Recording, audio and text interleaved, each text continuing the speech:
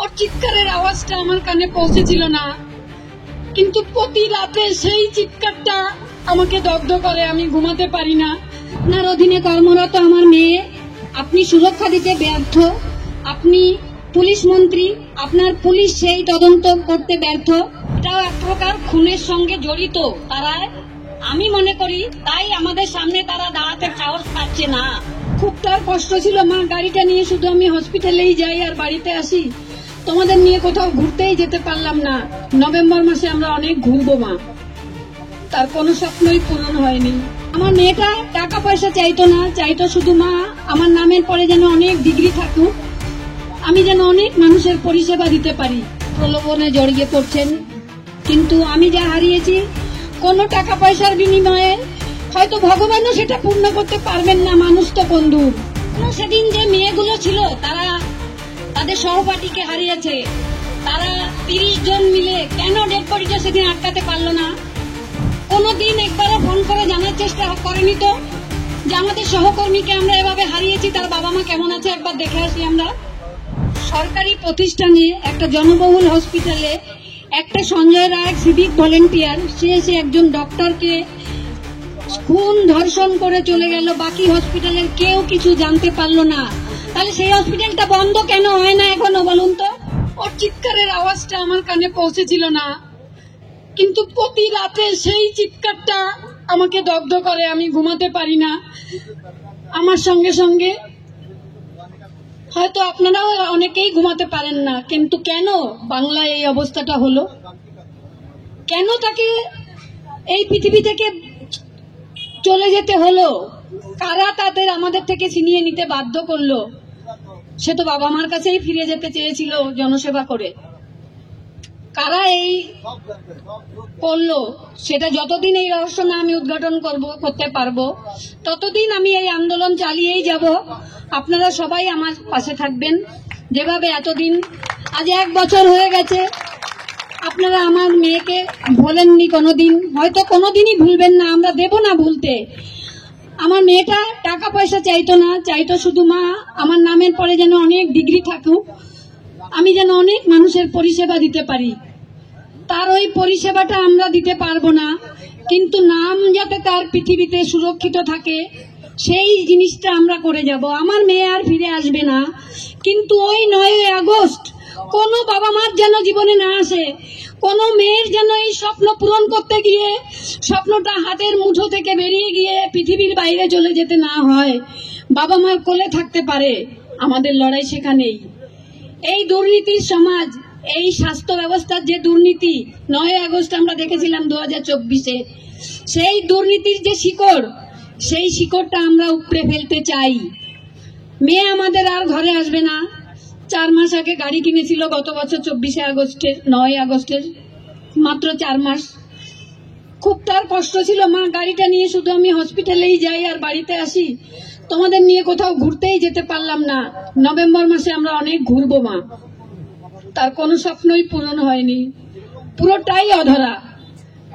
যারা তার স্বপ্ন পূরণ করতে দেয়নি তাদের আমি শান্তিতে থাকতে দেব না। এটা এই 9 আগস্ট এই সর্বহারা মায়ের প্রতিজ্ঞা। প্লিজ আপনারা পাশে থাকবেন আমার। যতদিন এই পৃথিবী দুর্নীতি মুক্ত না করতে পারবো, যতদিন এই আমার অন্য সমস্ত মেয়েদের সুরক্ষিত না রাখতে পারবো, ততদিন আমি এই ময়দান ছেড়ে যাব না। সে যতই আমাকে রাজনীতির রং লাগাক, যতই আমাকে যাই করুক, আমি কিছুই গা মাখাই না। আমি কোনো রাজনীতি হয়তো কোনোদিন করব না। অনেকেই বলছেন বাবা মা বিচার পেয়ে গেছেন ভোটে দাঁড়ানোর জন্য বা ওনারা অনেক টাকা পয়সার জন্য এইসব প্রলোভনে জড়িয়ে পড়ছেন, কিন্তু আমি যা হারিয়েছি কোনো টাকা পয়সার বিনিময়ে হয়তো ভগবানও সেটা পূর্ণ করতে পারবেন না, মানুষ তো কোন দূর। আর কোনো রাজনীতিও করব না, হয়তো কোনোদিন বুথেও আমি যাব না। এই যে ভুল বোঝানো হচ্ছে আপনাদের সবাইকে, সমস্ত জনসাধারণকে, প্লিজ এটা ভুল বুঝবেন না। আমরা কোনো রাজনৈতিক রং লাগাতে চাই না, কোনো রাজনৈতিক আন্দোলন নয়। কালকে নবান্ন অভিযান, আপনারা সবাই যোগ দেবেন, আমাদের পায়ে পা মেলাবেন, এবং সেখানে আমাদের একটা দাবিই থাকবে যে মাননীয় স্বাস্থ্যমন্ত্রী, আপনার অধীনে কর্মরত আমার মেয়ে, আপনি সুরক্ষা দিতে ব্যর্থ। আপনি পুলিশ মন্ত্রী, আপনার পুলিশ সেই তদন্ত করতে ব্যর্থ। আপনার নবান্ন থেকে পদত্যাগ করা উচিত, এটা আমরা বলবো। এবং সেখানে লিফলেট হিসাবেও সমস্ত মানুষকে আমরা এটাই দেব, আমাদের এটাই দাবি থাকবে। কিন্তু আমাদের মাননীয় স্বাস্থ্যমন্ত্রী, মাননীয় মুখ্যমন্ত্রী আমাদের খুব ভয় পেয়েছেন। প্রথম দিনই আমার মেয়ের ডেড বডির সামনেই টাকাটা অফার করা হয়েছিল আমাদের। সেদিন যদি আমরা টাকা নিয়ে সেটেলড হয়ে যেতাম তাহলে ওনার কোনো ভয় থাকতো না। আমরা টাকা নিয়ে সেটেলড হয়নি, তারপরে অনেক ভয় আমাদের দেখানো হয়েছে। আমরা কোনো ভয়কে ভয় বলে মনে করিনি, কারণ আমার মেয়েকে আমরা ভুলিনি। আমার মেয়ে অন্যায়ের কাছে মাথা নত করেনি, অন্যায়কে অন্যায়, সত্যকে সত্য, মিথ্যেকে মিথ্যা বলতে সে শিখিয়ে দিয়ে গেছে। এবং কেন নেই তারা এখানে? আরজিকর হসপিটালের মধ্যে আসল অপরাধীরা ঘুরে বেড়াচ্ছে এখনো,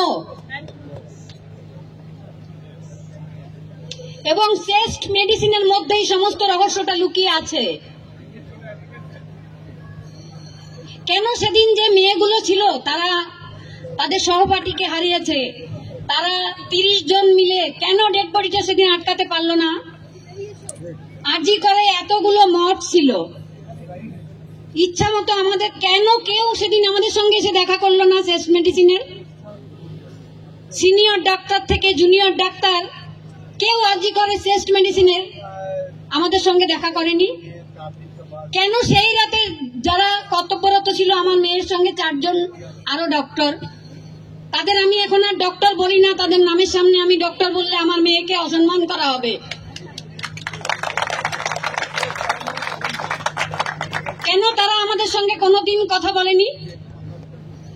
কোনোদিন একবারও ফোন করে জানার চেষ্টা করেনি তো যে আমাদের সহকর্মীকে আমরা এভাবে হারিয়েছি, তার বাবা মা কেমন আছে, একবার দেখে আসি আমরা। এটাও এক প্রকার দোষী, এটাও এক প্রকার খুনের সঙ্গে জড়িত তারা, আমি মনে করি। তাই আমাদের সামনে তারা দাঁড়াতে সাহস পাচ্ছে না, চোখে চোখ রাখতে পারছে না আমাদের দিকে তাকিয়ে তারা। আজকে আমার মেয়ের যে ভিপি, সে পুরোপুরি আমার মেয়ের এই খুন ধর্ষণের সঙ্গে যুক্ত। আমার মেয়ের যে প্রিন্সিপাল, সে পুরো যুক্ত। এবং যে তার এইচওডি চেস্ট মেডিসিন ডিপার্টমেন্টের ডক্টর অরুণাভ দত্ত চৌধুরী আমার মেয়ের থেকে অনেক হেল্প নিতেন। তখন একটু ফাঁকা হলে আমাকেও ফোন করে, স্যারেরও মা এই ব্যাংকের অ্যাকাউন্ট আছে, স্যার জিজ্ঞেস করছেন এটা কি তুমি জানো? আমার কাছে ওর বাবার কাছে সবসময় হেল্প করতো স্যারের জন্য। সেদিন শুধু চেস ডিপার্টমেন্টের অরুণাভ দত্ত চৌধুরীর সঙ্গেই আমার দেখা হয়েছিল। সরি, ওনার নামের আগেও আমি আর ডক্টর বলবো না। ওনাকে আমরা জিজ্ঞেস করলাম কি হয়েছে এখানে। উনি বললেন আপনার মেয়ে খুব ভালো ছিল, আমার যে 30 জন স্টুডেন্ট আছে তার মধ্যে ও সব থেকে ভালো এবং সব থেকে ভালো কাজ করতে পারে। আমি বললাম আমি এখানে আমার মেয়ের সার্টিফিকেট চাইতে আসিনি, আমার মেয়ের এখানে কি ঘটনা ঘটেছে সেটা বলুন। উনি একটা কথা আর বলেননি আমাদের সাথে। কেন বলেননি? কিছুই কি জানতেন না?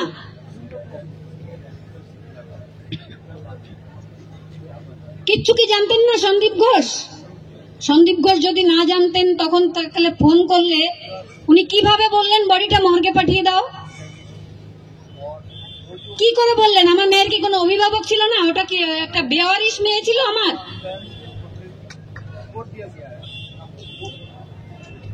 কিভাবে বললেন উনি এই কথাটা? তার তো কোনো তদন্ত না করলো কলকাতা পুলিশ, না করলো সিবিআই। কেন করলো না? একমাত্র সেই চেস্ট মেডিসিনে সবাই একটা পাখি পড়তো, তোতা পাখিকে যেমন পড়িয়ে দেওয়া হয় ওরকম পড়িয়ে দেওয়া হয়েছে। তোমরা বলবে সঞ্জয় রায় ছাড়া আর কেউ নেই, ওরা শুধু তাই বলছে। একটা মেডিকেল কলেজ অ্যান্ড হসপিটাল যেখানে আমরা বলি ভগবান বাস করে, আমার মেয়েকেও সেরকম সবাই অনেকেই কোভিড পিরিয়ডে দেখেছি। আমার মেয়ে ছোট ছিল তখন, অনেক বয়স্ক লোক এসে আমার মেয়ের পায়ে প্রণাম করতো, বলতো দিদি ডাক্তার ভগবান এবার আপনার জন্য আপনি বেঁচে গেছি। সেই মেয়েটা পরিষেবা দিচ্ছিল সেখানে, তাকেই আরজি করেন মর্গের লাশ হতে হলো। কোন রাজ্যে বাস করছি আমরা? আজকে আমরা খুব সাধারণ ঘরের মেয়ে বলে মেয়েটা আমার অসাধারণ হয়েছিল, তাই কি আমরা মেয়েটাকে আজকে হারিয়ে ফেললাম? কে দেবে আমাকে এই জবাব? কি অপরাধ ছিল আমার মেয়েটার? কি অপরাধ ছিল আমার? কি অপরাধ ছিল ওর বাবার? কি অপরাধ ছিল বলুন তো ওই ছেলেটার? আমার মেয়ের যে বন্ধু, আজকে সে লোকের সামনে বেরোতে পারে না, নিজেকে একটা কি বলবো হসপিটালের মানে কর্তব্য এত তার বেড়ে গেছে, বলে আমি কাকিমা বাড়িতে থাকতে পারি না, আমার পেশেন্ট দেখতেই ভালো লাগে, হসপিটালে ঢুকছি আর হসপিটাল থেকে বেরোচ্ছি আর পেশেন্ট দেখছি, এটাই তার লাইফ রুটিন হয়ে গেছে। কেন বলুন তো? সে এবার সাইকিয়াট্রিতে গোল্ড মেডেল পেয়েছে।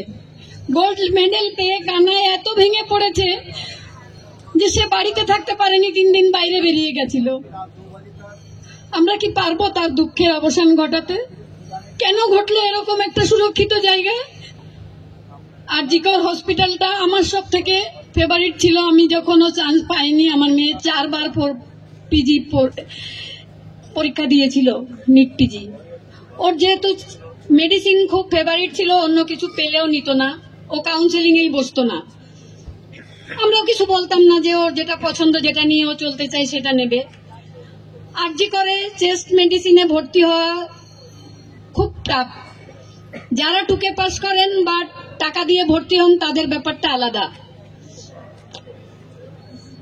এটা আমরা আগে জানতাম না, আমরা সেই 9 আগস্ট থেকে জেনেছি। তার আগে মেয়ে আমাদের বাড়িতে অনেকবার বলেছে, মা ওখানে টাকা দিয়ে পাস ফেল হয়, ওখানে জাল ওষুধপত্র আছে, পেশেন্ট মারা যায় অনেক, দুর্নীতি আছে অনেক, এগুলো বাড়িতে মেয়েটা সবসময় বলতো। কিন্তু তার জন্য যে ওকেই আমরা হারিয়ে ফেলবো, একটা সরকারি প্রতিষ্ঠানে, একটা জনবহুল হসপিটালে একটা সঞ্জয় রায় সিভিক ভলেন্টিয়ার, সে একজন ডক্টরকে খুন ধর্ষণ করে চলে গেল, বাকি হসপিটালের কেউ কিছু জানতে পারলো না। তাহলে সেই হসপিটালটা বন্ধ কেন হয় না এখনো বলুন তো? সেই হসপিটালটা চালানোর অধিকার কি সরকারের থাকে? আর